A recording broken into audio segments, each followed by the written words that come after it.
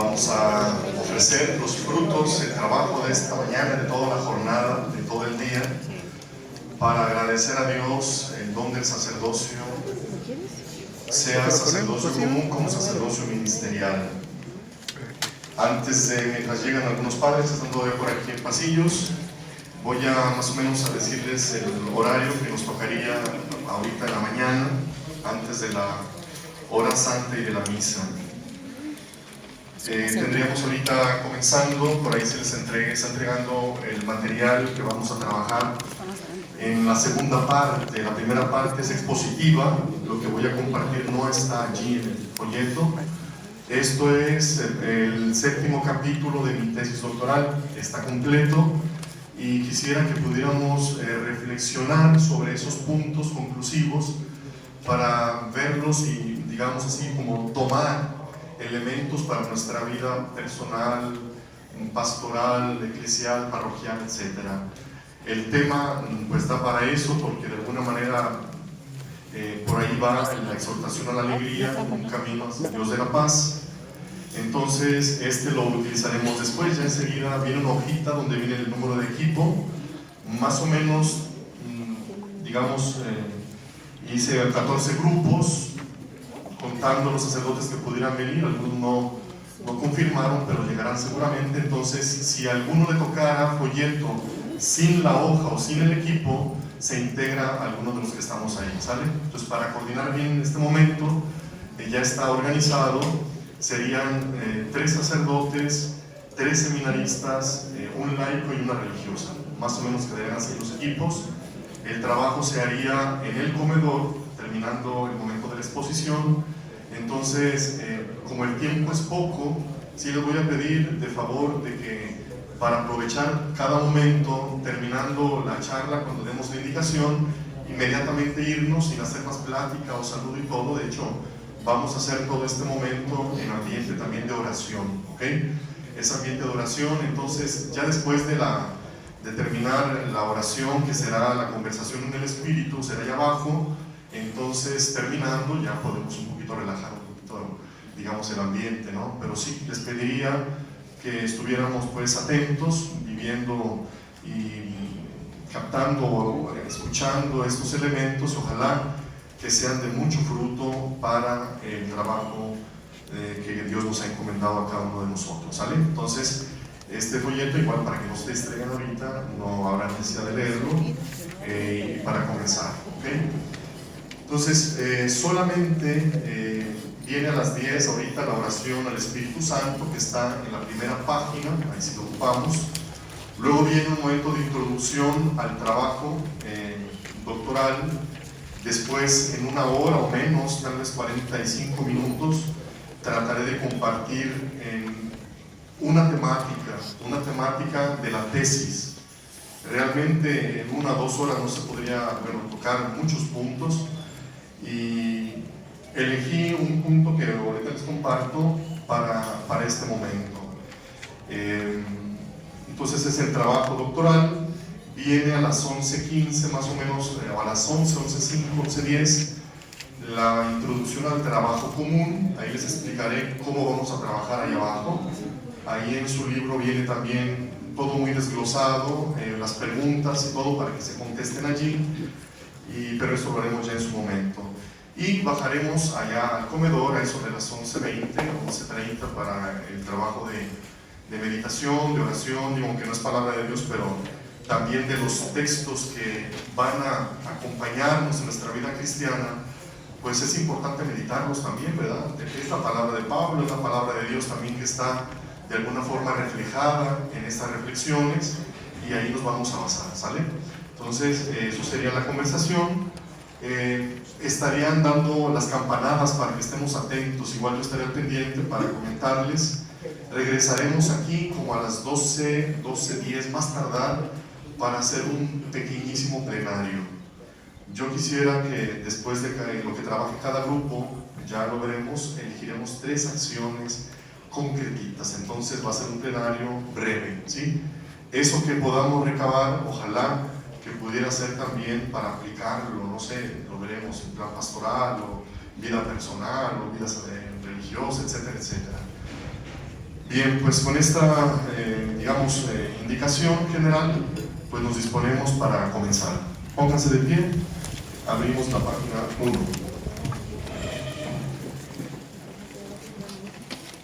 En el nombre del Padre, y del Hijo, y del Espíritu Santo. Amén. Todos. Estamos ante ti, Espíritu Santo, reunidos en tu nombre. Tú que eres nuestro verdadero consejero, ven a nosotros, apóyanos, entra en nuestros corazones, enséñanos el camino, muéstranos cómo alcanzar la meta, impide que perdamos el rumbo como personas débiles y pecadoras. No permitas que la ignorancia nos lleve por falsos caminos. Concédenos el don del discernimiento, para que no dejemos que nuestras acciones se guíen por prejuicios y falsas consideraciones. Condúcenos a la ciudad de ti, para que no nos desviemos del camino de la verdad y la justicia, sino que nuestro peregrinar nos esforcemos por alcanzar la vida eterna. Eso te lo pedimos a ti, que obras en todo tiempo y lugar, en comunión con el Padre y el Hijo, por los siglos de los siglos. Amén. Trono de la sabiduría, ruega por nosotros. Siéntense, por favor.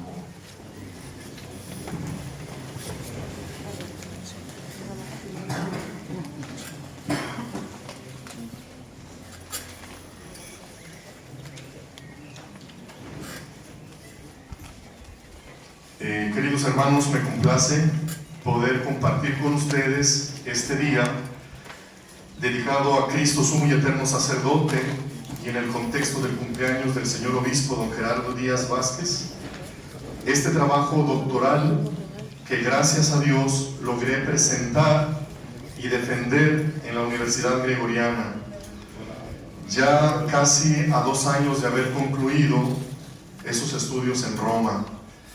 Quiero agradecer, lo hago públicamente, a don Marcelino, que me pidió dar este paso en los estudios, que confió también en que podía sacar adelante este proyecto, y le agradezco de corazón, porque también sabemos que por mediación de nuestros pastores el Señor nos va guiando y acompañando, y de veras le agradezco tanto la confianza y el apoyo en esta experiencia de estudios.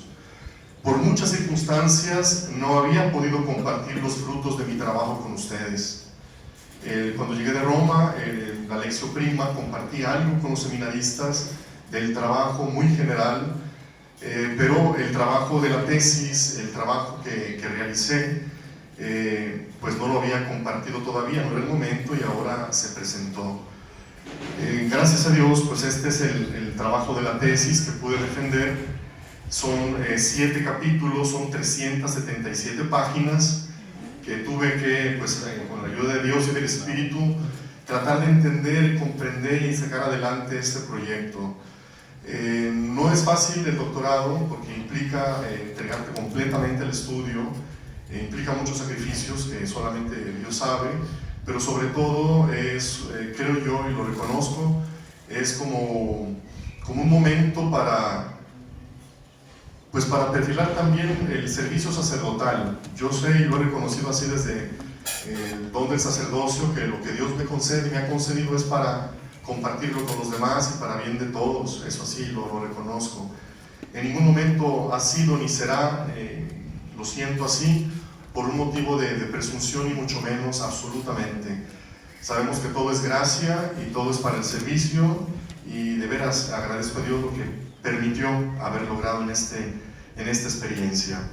Por eso, a pesar de que es poquito tiempo y de la particularidad de la jornada, les compartiré a grandes rasgos el trabajo que he realizado.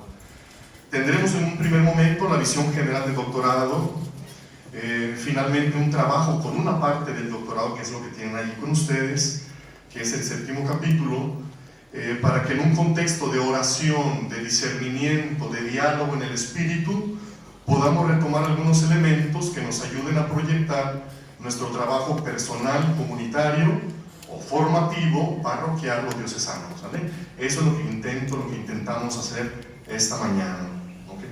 Por ahí está entonces, visión general, análisis, Diálogo en la propuesta de trabajo, diálogo y proyectar nuestro trabajo común. Vamos adelante. Visión general de la tesis. El cristianismo, como confesión en el Dios vivo y verdadero, se manifiesta al mundo con un distintivo muy particular, que es la alegría. Y presenta este mensaje positivo, alentador, pacificador, en medio de un triste panorama de incredulidad, de persecución, de sufrimiento y de indiferencia a la fe. Eso es en toda la historia, ¿verdad? Desde el inicio de la iglesia hasta el presente. Entonces, no nos es indiferente esta realidad. La Escritura nos vuelve a recordar que los dones de Dios deben mantenerse e incluso fortalecerse en los ambientes hostiles.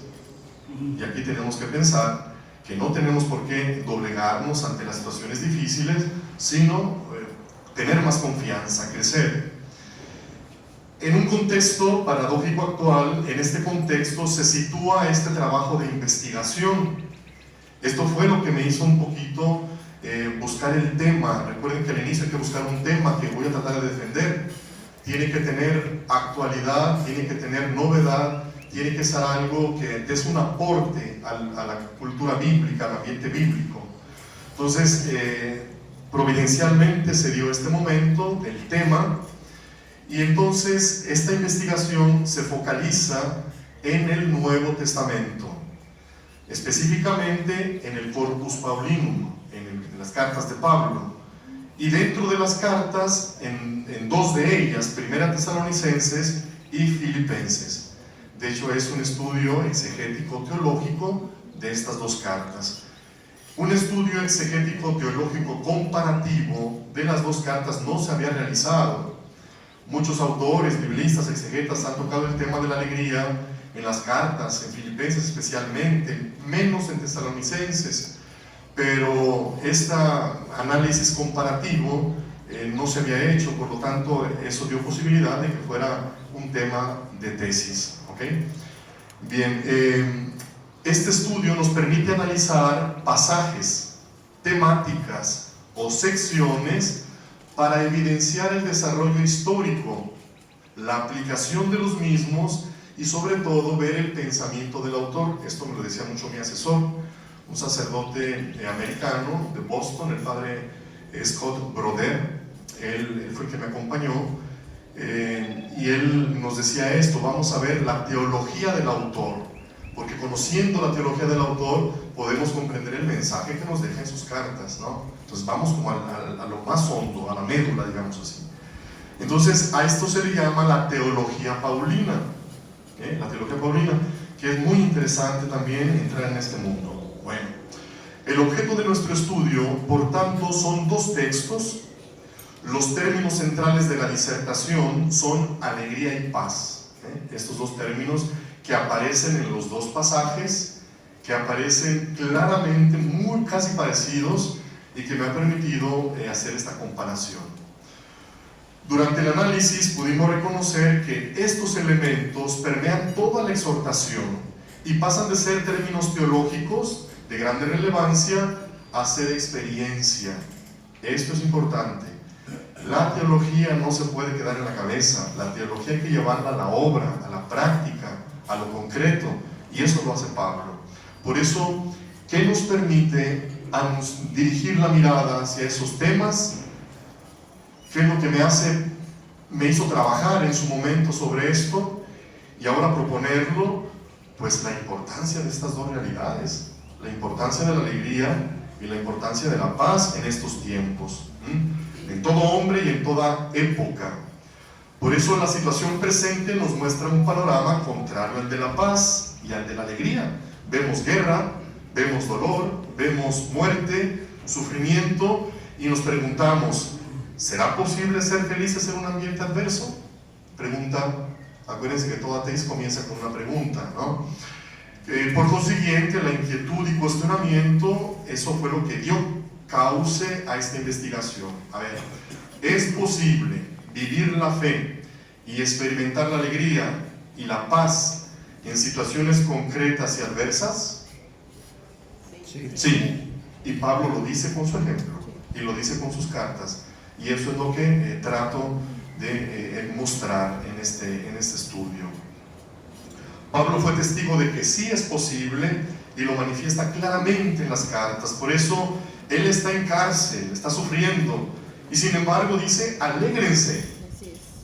Eso es lo paradójico, una alegría que no es: me la quito esta situación que me pone triste. No, aunque viva la tristeza, la alegría es un don espiritual. Por eso les dice: jaírete, alégrense. Partiendo de estos dos distintivos se aborda el tema de las exhortaciones paulinas, ¿sí? Entonces esto es como la visión general de la tesis. Vamos adelante. Ahí está: es posible vivir la fe, experimentar la alegría. Dijimos que sí. Ahí están, si se fijan, la urna donde están las cadenas en la Basílica de San Pablo, ahí se encuentran. Por eso Pablo encadenado nos dice que sí es posible vivir esa experiencia de la alegría, ¿okay? Metodología. Aquí voy breve. Para el estudio bíblico necesitamos entrar a través de los métodos exegéticos, métodos diacrónicos y métodos sincrónicos. Los métodos a través del tiempo y el texto como se encuentra en el presente. Entonces, estos textos, y especialmente la retórica literaria, recuerden que la retórica es el arte de hablar bien. Desde la antigüedad, Aristóteles tiene ahí el tratado de la retórica, pero también se aplica a los escritos, no solamente al hablar, sino al escrito también. Entonces por eso se llama literaria, y las cartas de Pablo son escritas bajo este método. Él tiene una intención con la comunidad y hace de tal manera que la comunidad entre y sus palabras son convincentes. O sea, la finalidad de la retórica es persuadir, ¿okay? Cambiar, mover al otro. Y entonces son los métodos que he utilizado. Nos permiten un acercamiento al texto y a la estructura. El apóstol pues buscaba influir en la comunidad, y a través de exhortaciones, motivaciones teológicas, resultan que también para hoy son positivas y actuales, ¿okay? Cristo, a pesar de la distancia, de la experiencia de Pablo, de la presencia de nuestro Señor y cambios de época y todo, este mensaje resulta siempre actual, ¿ok? Entonces, vamos aquí. Esta es la estructura de la tesis. Son 7 capítulos: 1, 2, 3, Tesalonicenses, ahí está, 4, 5 y 6, Filipenses, y el 7º es el análisis completo y la síntesis teológica, que es lo que tienen ahí en el folleto que les he entregado, ¿sí? Digamos que es la parte central, todo es importante. Capítulo 1 y capítulo 4, recuerden que el método es todo el contexto histórico, después nos vamos al exégesis, verso por verso, palabra por palabra, y luego nos vamos al mensaje teológico. Ese es el esquema de la tesis. Así con Tesalonicenses y así con Filipenses. Entonces, capítulo 1 y 4 son presentados el contexto de ambas cartas: la comunidad, la fundación, qué problemas tenían, cuáles eran las particularidades de estas comunidades. Después de eso vemos la disposición del texto, la crítica textual, que es el análisis de las versiones antiguas para elegir el texto, digamos, original o lo que podrá acercarse. Después, al final, viene la traducción. Estos 2 capítulos contienen eso. Entonces, quiero ver cómo era la comunidad de Filipos. Pues ahí entré a fondo a investigar cómo era, cómo vivían, cuál es el culto, la religiosidad, las problemáticas, etcétera, etcétera. Segundo punto, capítulo 2 y capítulo 5, estos 2 ofrecen una lectura particularizada y la exégesis de cada uno de los textos elegidos de ambas cartas. Entonces, verso a verso se va analizando la sintaxis, cada palabra, y desde ese momento ya van saliendo muchas cosas, porque hacemos referencia a la palabra griega y qué dice en el Antiguo Testamento, en la 70, la Biblia del Antiguo Testamento. Entonces eso enriquece mucho, de ahí se saca mucho elemento. Ahí también vemos si hay correspondencias con otras cartas de San Pablo, donde toca el mismo tema, ¿sí? Esa es la manera como se trabajan en la exégesis en estos dos puntos. Capítulos 3 y 6 muestran el mensaje teológico de cada texto. ¿Qué dice de Dios? ¿Qué dice de Cristo? ¿Qué dice del Espíritu? ¿Qué dice de la Iglesia? ¿Qué dice de la ética? ¿Qué dice del hombre? ¿Se fijan? Estos son los mensajes que hay que encontrar allí propiamente. Ya en el trabajo final, cuando trabajemos en equipo, van a aparecer estos detalles ya en conclusión, ¿ok? Y el capítulo 7, que sería la síntesis teológica para identificar las líneas principales de la teología paulina. Yo ahí también hice un excursus, o sea, un alargamiento a lo que es la alegría en los pontificados. O sea, para que vean que la alegría de Pablo sigue siendo tan actual que los papas, Pablo VI en adelante, ya solamente de ahí partí, lo más actual, presentan la exhortación a la alegría. El Papa Francisco no se diga, todas las encíclicas, documentos y demás. ¿Por qué? Porque la exhortación a la alegría es actual y es de Pablo, y ahí está el origen. Entonces, ese detalle lo tienen también aquí, lo podrán leer en su momento, pero no lo tocaremos ahorita para la consideración. ¿Vamos bien hasta aquí? ¿Sí? Ok. Contexto general, brevísimo. Aquí sin leer voy a decirles nada más un detalle. Las ciudades de Tesalónica y Filipos, en los textos aparecen nombradas de esta manera: la iglesia de Tesalónica. La carta a Tesalonicenses fue del año 50, por lo tanto, primer escrito del Nuevo Testamento, y ahí aparece el nombre de iglesia. Ahí aparecen términos muy importantes para la teología, como es obviamente la presencia de la Trinidad, que fue posterior en los concilios, pero ya en Pablo esta reflexión ya está. Padre, Hijo, Espíritu, aparece Cristo es como Señor, etc. La iglesia ya aparece aquí. Entonces, en Filipenses se llaman los santos en Cristo. Ambas ciudades son de Macedonia, o sea, de Grecia. Son ciudades de grande importancia en el Imperio Romano. Pablo llega aquí a estas comunidades en el año 49-50. ¿Sí? Recuerden que comienza ya la expansión de la fe, y durante este segundo viaje misionero pisa por primera vez el suelo occidental, ¿okay? Llega a Neápolis, que está ese puerto, Cábala, llamado hoy, por la vía Egnacia, que es una vía romana que atraviesa toda esta región. Llega a Filipos y luego a Tesalónica, ¿sí? Sabemos que estas dos comunidades predicó Pablo muy breve tiempo, poco tiempo, pero a pesar de eso logró formar pequeñas comunidades que son objeto de estas cartas, ¿ok?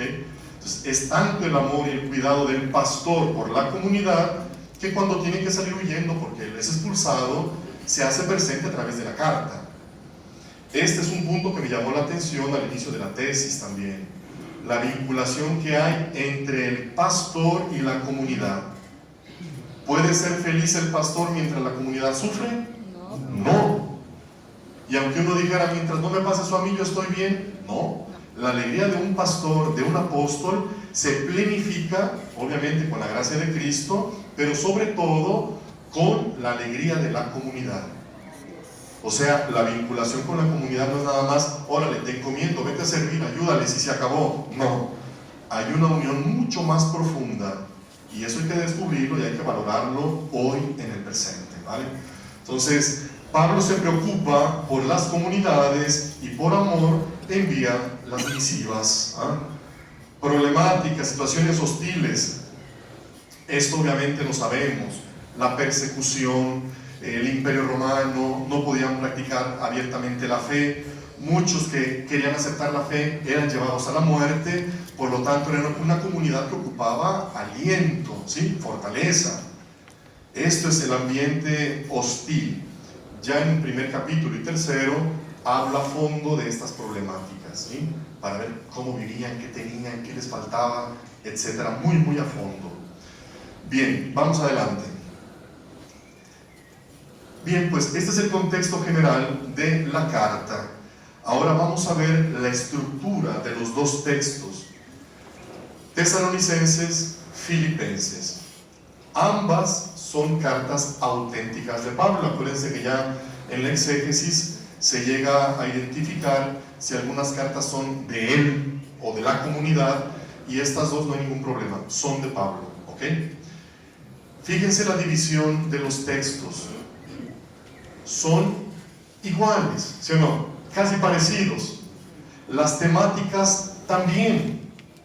Fíjense nada más. Vida interna de la comunidad. Estas exhortaciones que aparecen al final de la carta, recuérdense que la carta es a quién va dirigida, el contenido, y al final una exhortación final y el saludo final. Y esa es la carta. Las exhortaciones son breves, son brevísimas, pero están llenas de contenido. Son exhortaciones muy puntuales. Entonces, son 3 secciones. 1, vida interna de la comunidad. 2, exhortación a la alegría, a los dones espirituales. Aquí viene también el texto, todo den gracias, la misma alegría, la exhortación, y aparece en estos versículos. ¿Se fijan? 3, valoración de toda ética o virtud, aparece en estos últimos. Una cosa que también creo que fue también de aporte fue lo siguiente: este texto de Tesalonicenses terminaba hasta el 22. El versículo 23 y 24 en muchas Biblias aparece como oración final. Entonces el texto exhortativo acaba en el 22. Pero en la comparación me di cuenta de que no termina allí. Tiene que agarrar la parte de la oración como parte importante, porque en esta parte 23 y 24 viene la expresión Dios de la paz. Y en esta expresión en Filipenses, el texto, no hay duda, termina en el 9. Aquí viene en el 9 la palabra Dios de la paz. Entonces, ya algún exegeta lo había identificado, pero en muchas Biblias está esa división. Entonces, yo con mi estudio digo, esto puede tranquilamente tomarse como parte de la exhortación y queda perfectamente. Y lo justifico con lo que he estudiado, ¿sí? Entonces, este también fue como un aporte a esta sección. Entonces, queda hasta el 24. Ahorita, en esta reflexión, solamente voy a tocar estos versículos de arriba. El tema es alegrarse, un itinerario hacia el Dios de la paz. No toco ahorita el tema principal, sino otro tema importantísimo también, que es la vida de la comunidad, por el motivo de ahora, ¿sí? Estamos Cristo sacerdote, estamos iglesia en común, habemos laicos, religiosas, seminaristas, sacerdotes. Entonces creo que esto nos puede ayudar. A lo mejor lo de la alegría lo dejamos para otro momento, que es la parte más importante, pero esto no deja de serlo, y yo creo que es fundamental. De hecho, dice Pablo, si no hacemos experiencia de comunidad, no vamos a poder hacer experiencia de la alegría. Entonces, digamos, en ese sentido, nos conviene mejor meditar esto para después abrirnos a ese don de la alegría. ¿Sí? ¿Estamos? Ok. Paso adelante.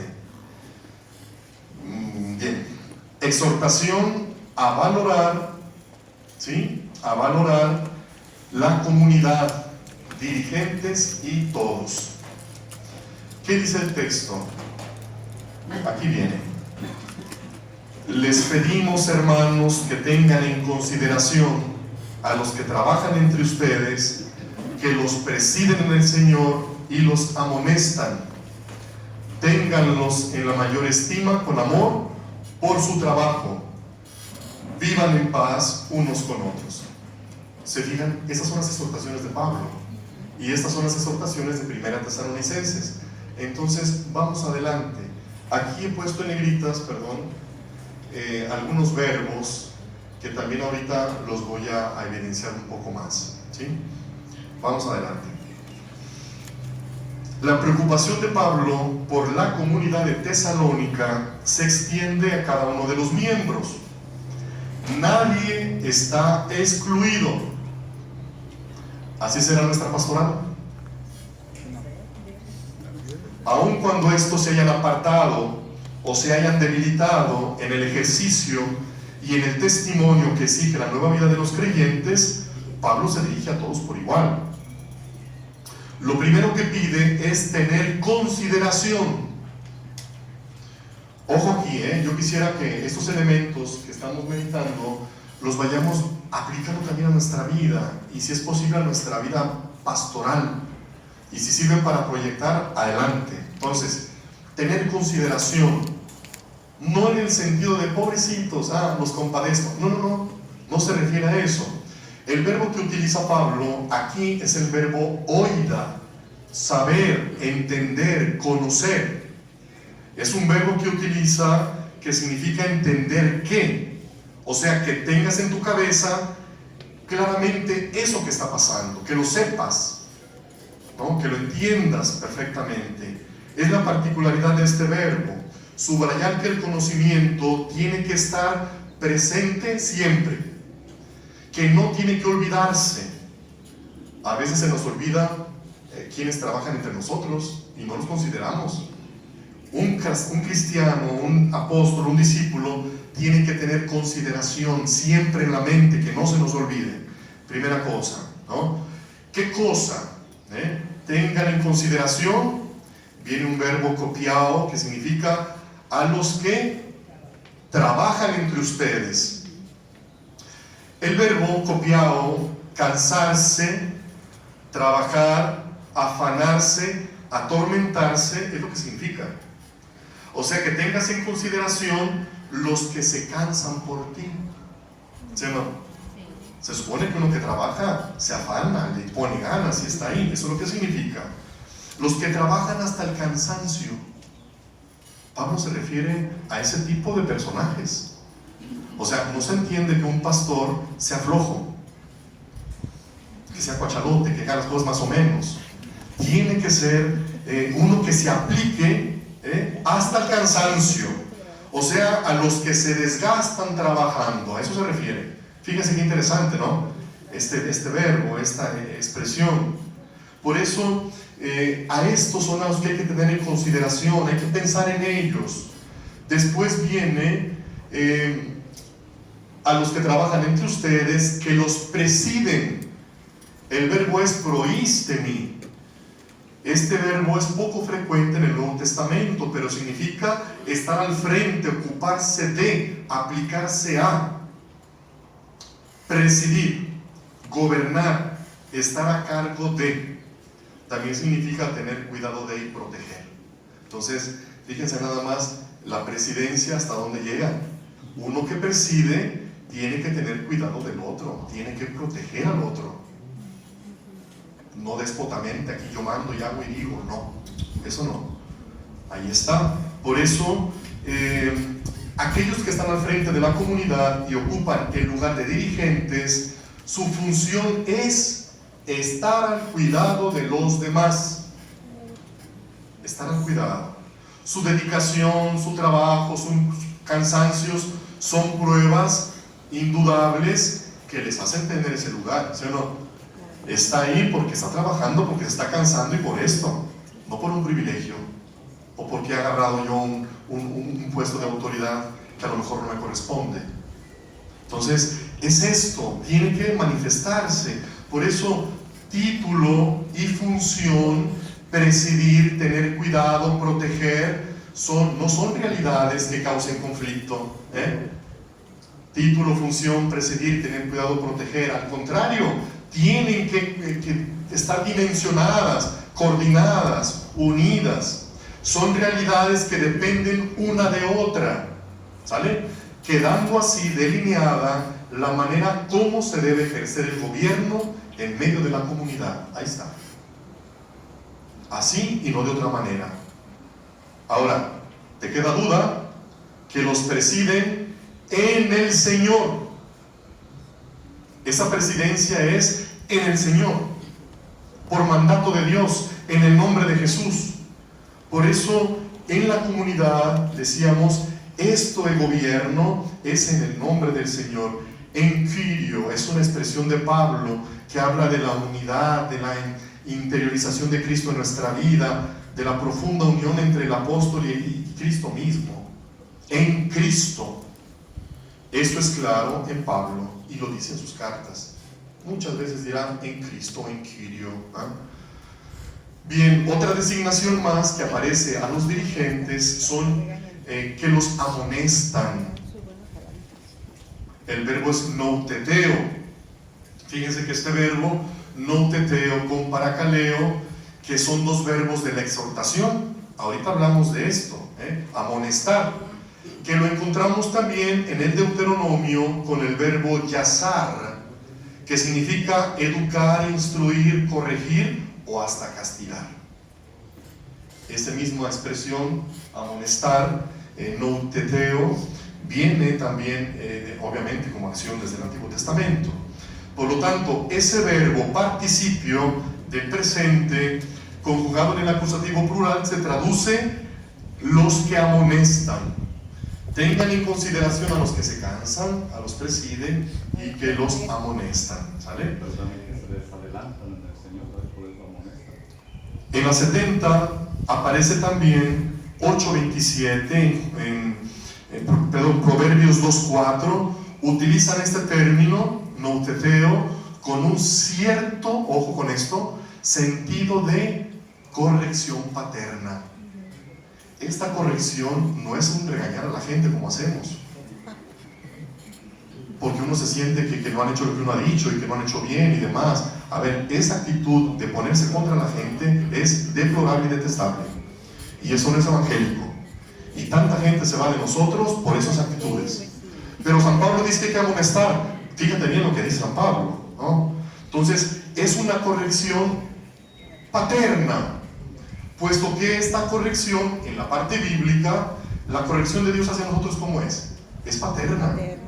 Esa debe de ser la corrección que uno hace al que se equivoca. Tiene un carácter positivo. Si tu corrección al otro no va a ser positiva, no la hagas.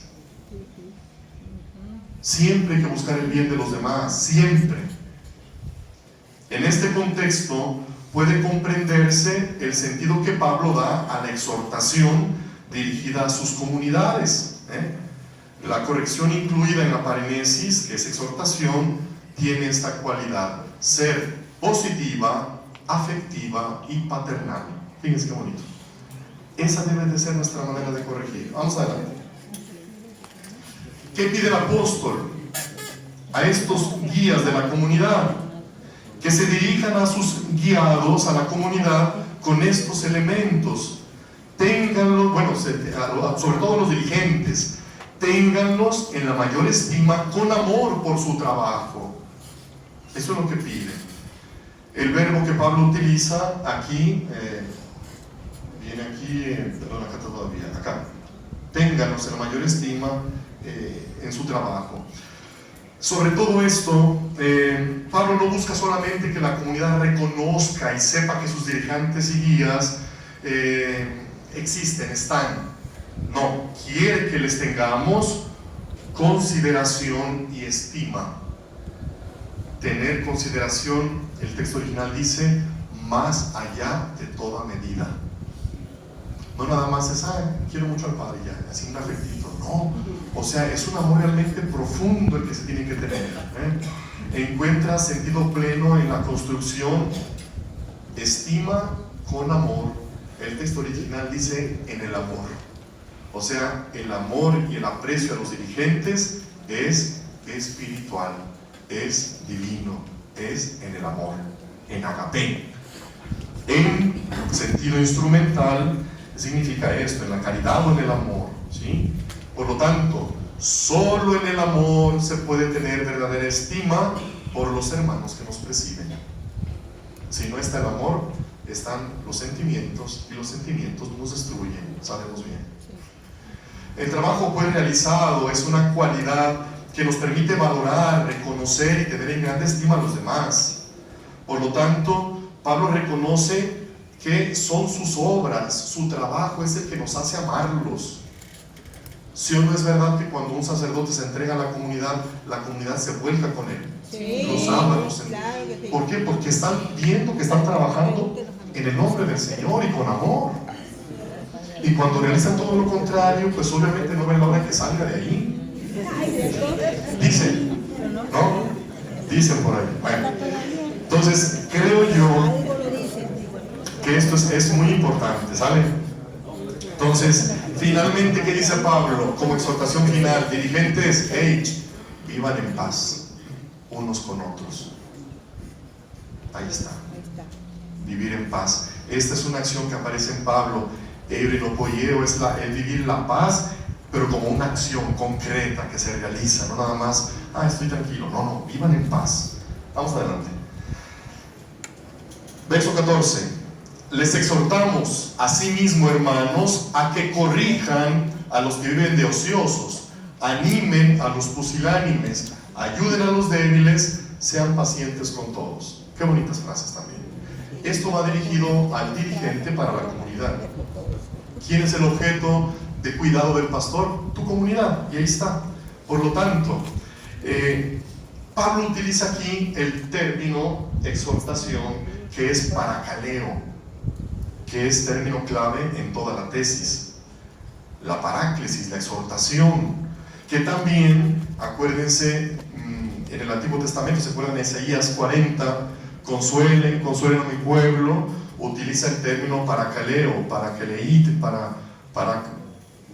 paraculumen, es el verbo paracaleo, y ahí es conforten, animen. Aquí dice exhorten. Entonces, exhortación, junto con el animar, van de la mano, ¿ok? Pablo lo utiliza aquí como exhortación, que la exhortación también es para buscar en ellos la tranquilidad, ¿sí? Entonces, junto con el verbo erotomen, que es el que dijimos hace un momento, es lo que Pablo pide y exhorta. ¿Qué cosa? La exhortación del texto va más allá de un simple llamado a la vida moral. Esta exhortación que hace Pablo, paráclesis, tiene un carácter particular que podríamos llamar exhortación pastoral. De hecho, analizando al final lo que decía de los papas, las exhortaciones apostólicas de la alegría, ahí están, o sea, siguen siendo exhortaciones, ¿ok? Exhortaciones pastorales, paternales, como una encomienda. El paracalein del que Pablo habla tiene un origen divino. Si yo exhorto, es porque Dios me lo pide que lo haga. Él es el que los exhorta, no diga Pablo en un bellísimo texto, es como si Dios los exhortara por medio de nosotros.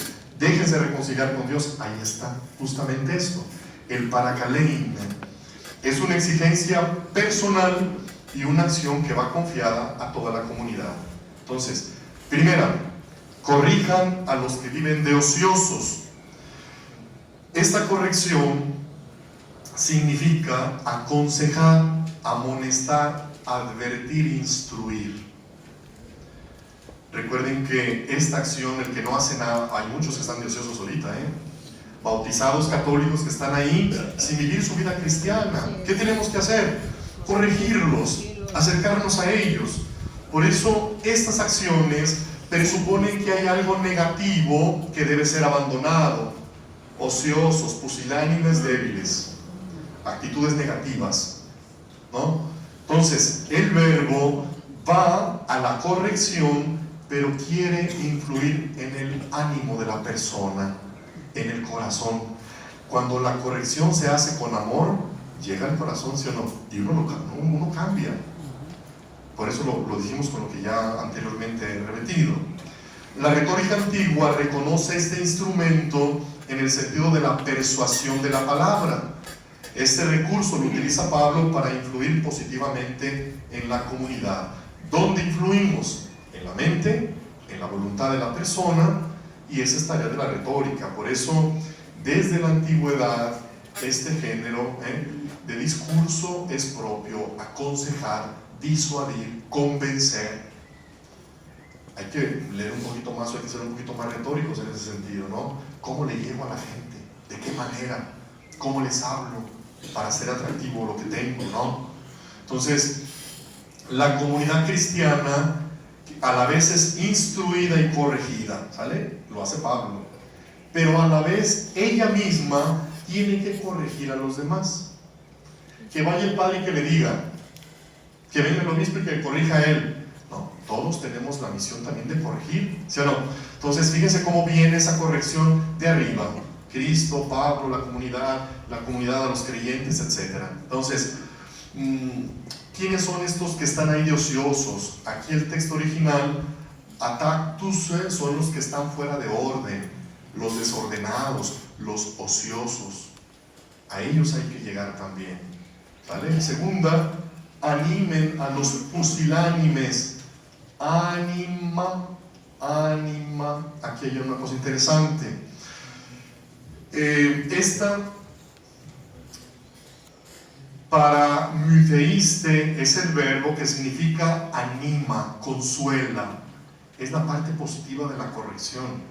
Si la corrección en un primer momento causa tristeza y desánimo, esta tiene que implicar un carácter de confianza y ser positiva, ¿sí o no? Ahí cuando llegan bien las cosas a los demás.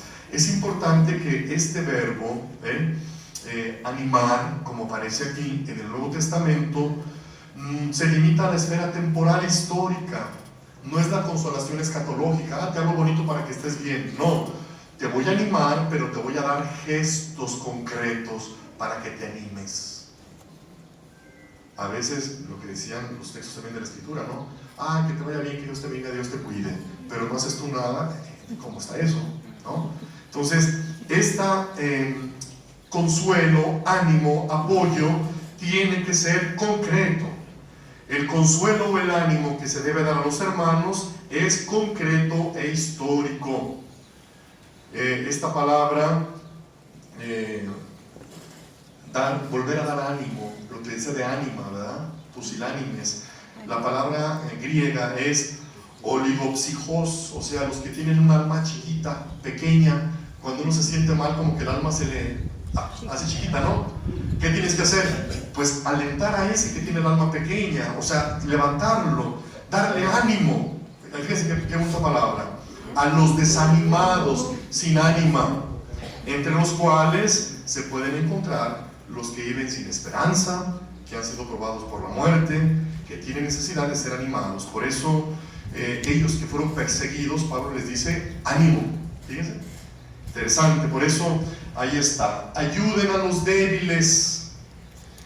Antejo es la tercera exhortación que hace Pablo. Este verbo, ayudar, fíjense qué bonito, significa apegarse a, aferrarse a, tener cuidado de. Entonces, basta con la ayuda material, toma, come, haz, que te vaya bien. ¿Es suficiente? No. Esta ayuda que Pablo quiere para la comunidad y para los demás es un cuidado, un aferrarse. Qué maravilla cuando un pastor se aferra a sus ovejas, ¿sí o no? A su comunidad y trata de hacer lo posible o imposible por ellos, tener cuidado. Ayudar es muy fácil, cualquiera lo hace, hasta los que no tienen fe ayudan, ¿sí o no? Por filantropía. ¿Qué diferencia hay? Lo harán mejor seguramente que nosotros. La diferencia es que nuestra ayuda es el cuidado, el dar el corazón, dar el alma, entrega total, completa. Este verbo pide un objeto directo inmediato. Ayude a los débiles. Ton astenon, los débiles. Aquí fíjense, tengan cuidado de los débiles. Fíjense, es un genitivo que nos quiere decir un cuidado de ellos. No nada más vigilancia hacia ellos, no, de ellos concretamente. Por eso, astenés indica una debilidad física también, pero también significa enfermedad, necesidad, o sea, todo aquel que sufre, el débil, es el que necesita la ayuda. En el Nuevo Testamento, en los evangelios, aquellos que buscaban milagros en Jesús de curación eran débiles, astenés. Por eso los débiles son objeto del cuidado y de la ayuda de parte de los que han acogido el evangelio, en el sentido de aferrarse a ellos totalmente. Último detalle, sean pacientes con todos. Los lineamientos de quien es objeto de corrección, cuidado y ayuda nos invitan a esta práctica, ser paciente. Macrotumía, el verbo macrotumeo, esta es una actualidad de Dios. alguien que es paciente es Dios.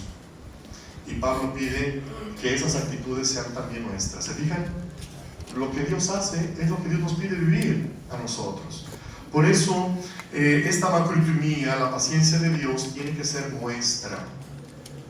Acuérdense la carta a los Corintios, la caridad es macroeconomía, paciente. La caridad es paciente. Pablo dirá también que la macroeconomía es fruto del Espíritu. De hecho, ahí la alegría, la paz, se fijan, la paciencia son frutos del Espíritu. Yo estudié alegría y paz, pero la paciencia también la presenta Pablo aquí. Interesante, ¿no? Frutos del Espíritu que tenemos que vivir nosotros. Entonces, finalmente viene esta expresión, pacientes con todos. Aquí habla de la totalidad, la universalidad. El mensaje cristiano no es para unos cuantos, es para todos. Y esto tenemos que tenerlo muy claro, ¿vale? O sea, que el mensaje de salvación es universal. ¿Estamos aquí? Aquí. Bueno, eso es el texto de Filipenses, brevísimamente, ¿eh? Entonces, esto está estudiado en la exégesis con mucho detalle, cada palabra a fondo, a fondo, a fondo. Yo traté de condensar lo más que pude y se me hace que es demasiado, es mucho, bueno, porque el tiempo se nos está corriendo.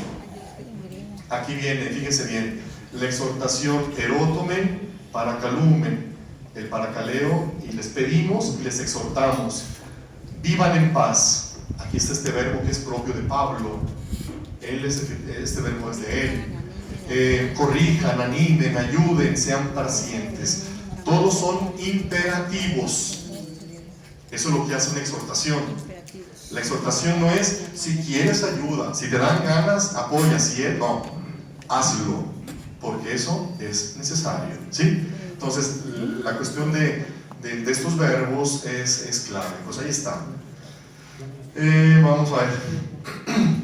Filipenses, se nos acaba el tiempo, vamos un poco ahí. Este es más breve.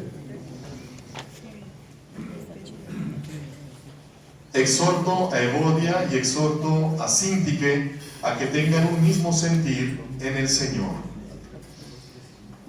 En esta comunidad, la exhortación dirigida es a los jefes de la comunidad. Al inicio de la carta lo reconocía como episcopois kai diaconois. O sea, al inicio de la carta de Filipenses ya habla Pablo de episcopos y diáconos, obispos y diáconos, que no son obispos como el de ahorita, sino que el sentido es el dirigente, el que guía a la comunidad. De hecho, obispo significa el vigilante, ¿verdad? El vigilante, y ahí se dirige a ellos. Y a los servidores. La comunidad de Pablo inicial es de vigilantes servidores, ¿eh?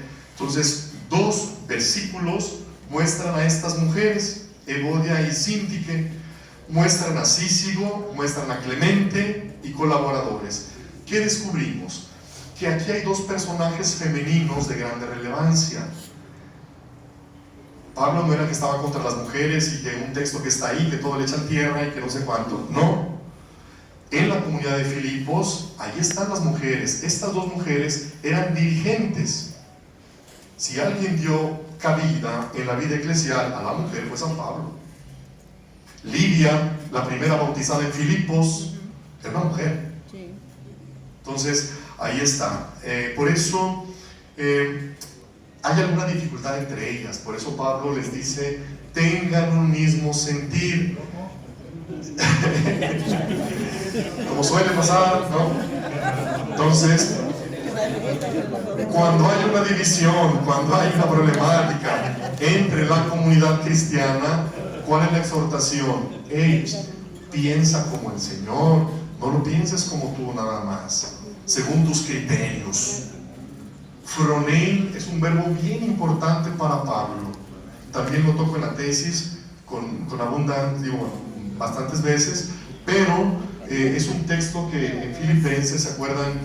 Tengan la mentalidad de Cristo, y luego viene el himno cristológico de Filipenses, muy bonito, pero está esto, el phronein, la mentalidad, no nada más los sentimientos. A veces se traduce, tengan los mismos sentimientos de Cristo. A ver, sentimientos es muy poco, la mentalidad es más. La mentalidad de Cristo. De hecho, San Pablo lo dirá: nosotros tenemos la mentalidad de Cristo. Eso tiene que ser como un reto para nosotros, hermanos, tener la mentalidad de Cristo, para que sea ese el motor que impulse nuestra vida pastoral. Si no es la mentalidad de Cristo, ¿qué mentalidad me está guiando? Y ahí hay que tener cuidado.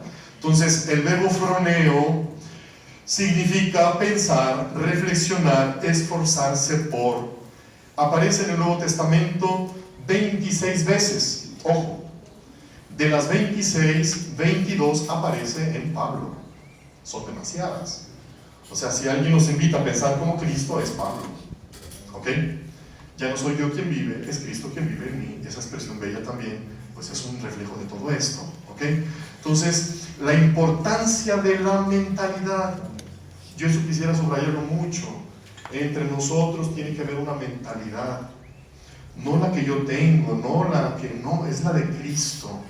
Aquí no hay derechas e izquierdas, aquí es la mente de Dios, la mente de Cristo, la que debe dirigir nuestra vida pastoral, espiritual, intelectual, ¿sale? La mentalidad es importante. Por eso, porque de la mentalidad se manifiestan las obras. Como piensas, vives. ¿No es cierto? Como piensas, actúas. Y así es nuestro trabajo pastoral.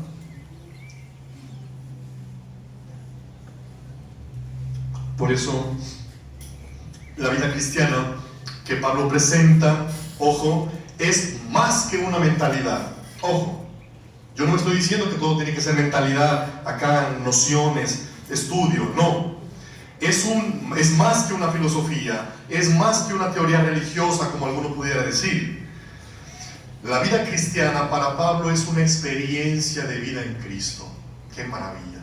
Experiencia de vida en Cristo. Inquirio en el Señor. Un conocimiento que se hace vida. Un testimonio que puede sobre todo imitarse. Porque la comunidad se edifica y vive de la unidad y del testimonio de los demás. ¿No es cierto? Una comunidad crece con el testimonio. Una comunidad decrece con el antitestimonio. Entonces, Fronein, no se les olvide, la mentalidad de Cristo. Último. Sí, también te ruego a ti, fiel Sísigo, que las ayudes. Quienes a causa del Evangelio lucharon conmigo. Entonces, estas dos mujeres lucharon con Pablo por el Evangelio. Entonces, también le pide a Sísigo que las ayude. Lucharon conmigo y junto con Clemente y demás colaboradores míos, cuyos nombres están escritos en el libro de la vida. ¡Qué maravilla! O sea, Pablo nos muestra ahí a los colaboradores. Él nunca se toma, yo soy el único aquí. No. De hecho, las cartas, ¿cómo van? Pablo, Silvano y Timoteo, a las iglesias de tal, ¿sí o no? O sea, son ellos, es la comunidad. Pablo no le interesa el ser yo el único, ¿no? La cerecita del pastel. No, son sus colaboradores, aquí están. Por eso, ¿qué pide? El verbo suilambano, que significa que las ayudes. Aquí el texto significa toma en custodia, capturar, es como ayudar, o sea, es como ese cuidado paterno del que estamos hablando. Están divididas, arrópalas, ayúdalas, no les eches tierra, no las dividas más, ¿no? Este último significado es utilizado por Pablo en estas mujeres que trabajaron por el Evangelio, que han luchado conmigo. Por eso viene al final una frase preciosa, cuyos nombres están en el libro de la vida. Hermanos, nuestro nombre está escrito en el libro de la vida. Y aunque haya divisiones y todo, hay que esforzarnos porque no perdamos ese nombre, ese lugar, ¿sí o no? Su nombre está escrito, ayúdalas, ¿no? Entonces, esta comunidad de Filipos termina con esta motivación o justificación teológica. Pablo demuestra que los esfuerzos realizados por Cristo y el Evangelio los harán partícipes de la vida nueva. Por eso, hermanos, vamos concluyendo. La práctica ética de las comunidades tienen que realizar todo en el nombre de Jesús. Los nombres, el nombre de Jesús, el libro de la vida. Entonces, es una expresión para ser firmes en la fidelidad a Cristo y al Evangelio. Por eso, con esta expresión nombres, el libro de la vida. Acuérdense que Filipos era una colonia romana y estaban inscritos ahí. Pablo les dice: hey, hay otro libro más importante, hay una colonia más importante que es la del cielo y sus nombres están allá. Esta es una muy importante colonia, pero aquella es la más grande, su nombre está allá. Qué grande motivación, ¿no? Entonces eso es justamente lo que aparece aquí. Filipos tiene que aspirar a la colonia del cielo, colonia romana, colonia del cielo, con la asistencia y compañía de la comunidad. Entonces vamos hacia una conclusión. ¿Cómo podemos observar? En ambas cartas está la invitación a valorar la comunidad, dirigentes y todos en general. Pablo nos dice que hay que experimentar los dones de Dios. Antes de experimentarlos, nos pide hacer experiencia de comunidad. ¿Qué celebramos el domingo? Pentecostés. Antes de que viniera el Espíritu, ¿cómo estaban ellos? Unidos, congregados, orando. O sea, esta vida de la comunidad, de unidad, es justamente lo que acabamos de ver. Después viene entonces, de estos dos textos, comienza: alégrense en el Señor, dice Pablo, Tesalonicenses. Alégrense. En Filipenses dice: alégrense en el Señor. Se lo repito, alégrense. En Tesalonicenses solamente dice: alégrense siempre.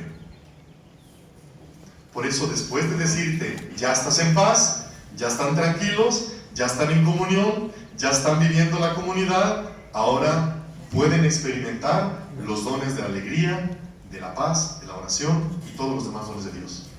En Pentecostés les decía, estaban reunidos, orando, y llegan los dones del Espíritu, ¿sale? Entonces los discípulos, las comunidades de Pablo tendrán que vivir esos signos de fraternidad y de amor cristiano para dar paso a los dones espirituales. O sea, va a ser imposible que, habiendo divisiones, queramos los dones espirituales y ostentemos tenerlos cuando no vivimos ni siquiera de la unidad. Es importante esto. Entonces, van de la mano. No podemos ostentar un don espiritual si no vivimos antes el de la comunidad. Por eso, esta exhortación que hace Pablo tiene un fundamento teológico, cristológico, neumatológico, antropológico. O sea, lo que él dice tiene peso.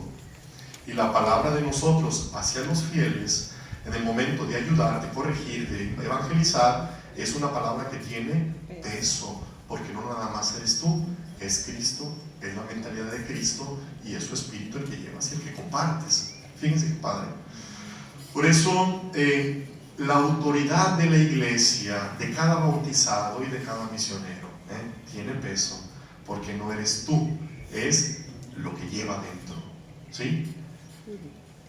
Ojo. Por eso aquí están: valorar la comunidad, experiencia, vivir los signos de fraternidad y signos del amor cristiano. Hermanos, pues la exhortación que Pablo hace es una gracia. Ser exhortados es una gracia que se recibe. Sobre todo estos fundamentos, pues acabamos de verlos ahorita, y voy entonces a esta conclusión. Vienen aquí las dimensiones teológicas. De hecho, nada más para estar en contexto, después de la exégesis traté de ver en el texto si había alguna exhortación teológica, había neumatológica, donde apareciera pues la palabra Espíritu, Jesús, etc. Y hice muchos análisis de esas palabras. Al final solamente, de hecho, en esto que trabajaremos ya hay algo condensado, pero todo lo más fuerte obviamente está en el trabajo de toda la tesis, ¿no? Pero aquí hay un detalle. Esta exhortación teológica es que Dios está al centro de la exhortación. Lo hacemos porque Dios nos lo pide, porque Dios lo quiere y porque Dios nos lo ha encomendado. Dios, de hecho, es presentado en las cartas de Pablo como el Dios de la paz. Es una expresión paulina. El Shalom se habla mucho del Antiguo Testamento, pero la expresión Dios de la paz está en Pablo. ¿Por qué? Porque Dios es el fin de toda acción humana. Entonces, todo lo que vimos que hay que trabajar tiene como término Dios. Es Dios. el término de un recorrido espiritual, segunda parte de la tesis, en la consumación de un ejercicio ético asumido y creído, tercera parte de la tesis. Por eso el fundamento de todo actuar es el Dios de la alegría y de la paz. Viene la dimensión cristológica, la dimensión neumatológica. En estos textos el Espíritu Santo, la presencia es importante. En Tesalonicenses dirá: no apaguen el espíritu. En cambio en Filipenses habla de la alegría y de la paz como frutos del espíritu. Entonces esos son los elementos.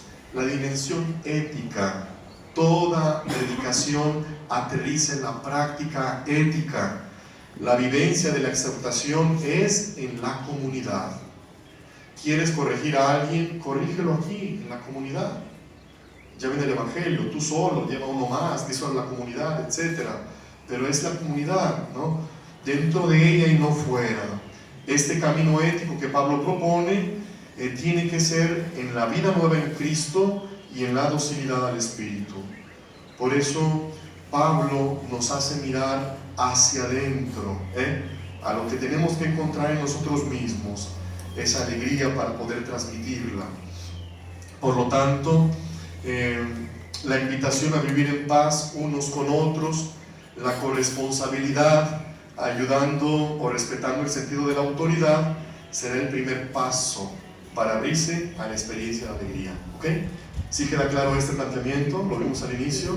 Si no vivimos esta experiencia de comunidad, de vida en todos esos elementos, va a ser muy complicado experimentar algo más de Dios. No podrá vivirse la alegría, ni las virtudes, ni la experiencia nueva, si no se resuelven las situaciones de división y de lucha al interior de la comunidad. Mientras estemos divididos por 1000 cosas, no vamos a crecer, no vamos a hacer nada. Entonces, esto es concreto. El creyente debe resolver en primer lugar estas realidades, dar espacio a las exhortaciones. Entonces, terminó la exhortación de Pablo. Todavía sigue siendo actual, como ustedes se dan cuenta, ¿verdad? Es una exhortación que no pasa de moda. Es necesario que siga extendiéndose a los actuales filipenses y tesalonicenses. ¿Quiénes son ellos? Pues nosotros, las comunidades diseminadas en todo el mundo, que son la iglesia de Cristo, que son los santos en Cristo, como dirán en las 2 cartas. Por eso la imitación de Cristo nos permitirá en el presente referirnos a un único modelo, que es Cristo. Ese tema de la imitación, mímesis, es muy importante. También lo trato en la tesis, lo verán después en algún equipo cuando trabajemos allá. La imitación, ahorita se habla de influencers allá afuera, ¿no? En tiempo de Pablo no es influencer, ¿no? Entonces, ¿cómo lo vivimos esto? Por eso Pablo vivió de tal manera la unión con Cristo que se propone como un ejemplo. Lo que han visto en mí, pónganlo en práctica. ¿Acaso podemos decir nosotros lo que han visto en mi vida y ya, háganlo? A veces tenemos mucha colilla por ahí, pero hay que tener cuidado, porque sí debemos ser ejemplares. Si no, entonces ¿para qué estamos ahí? Si no vas a ser ejemplar, no vas a ser guía, no vas a ser ejemplo, pues ¿para qué estás al frente? Ponte atrás. ¿Sí o no? Digo, es la lógica, ¿no? Ahora, vamos aquí al último detalle.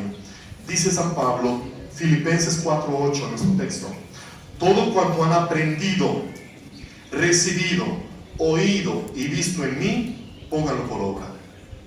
O sea, toda la enseñanza que yo les he dado, pónganlo por obra. Tauta prasete, vívanlo, encárnenlo, pónganlo en práctica. A eso se refiere una vida real. Esa es la manera como una exhortación tan importante, fundamental y necesaria en el presente puede tener todavía eco en las nuevas generaciones por medio de la imitación de modelos creíbles y alegres. Qué maravilla tener modelos creíbles y alegres. Nos merecemos como iglesia diocesana que seamos así, que las comunidades tengan ejemplos, pastores, modelos creíbles y alegres.